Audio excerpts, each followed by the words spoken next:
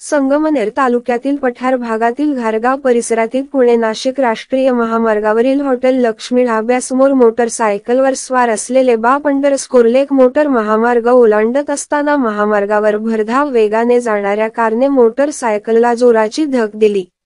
या भीषण अपघातात बापाचा जागीच दुर्दैवी मृत्यू झाला आहे, तर मुलगा गंभीर जखमी झाला असल्याची घटना मंगळवार दि. 6 ऑगस्ट रोजी सायंकाळी 4 वाजताच्या दरम्यान घडली आहे. या भीषण अपघातात रघुनाथ बबन जाधव वय 35 वर्ष राहणार चासनळवाडी ता.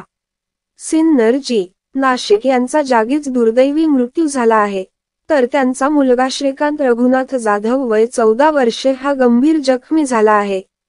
गंभीर जखमी मुलाला खाजगी रुग्णवाहिकेतून आळेफाटा येथील खाजगी हॉस्पिटलमध्ये उपचारासाठी दाखल करण्यात आले आहे.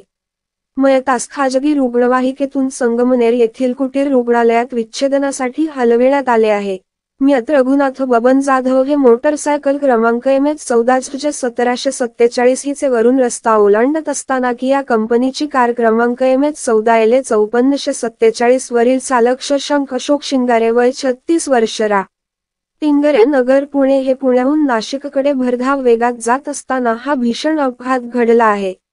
अपघातानंतर कारवरील नियंत्रण सुटल्याने कार एका शेडवर जाऊन आदळली आहे, तर मोटरसायकलचा चक्काचूर झाला आहे. सदर अपघाताची माहिती मिळताच राष्ट्रीय महामार्गाचे पोलीस निरीक्षक सचिन सूर्यवंशी व त्यांचा पोलीस फौजफाटा तात्काळ घटनास्थळी दाखल झाले. अपघातग्रस्त वाहने रोडच्या बाजूला करून वाहतूक सुरळीत केली आहे, तर घारगाव पोलिसांनी घटनेचा पंचनामा केला आहे.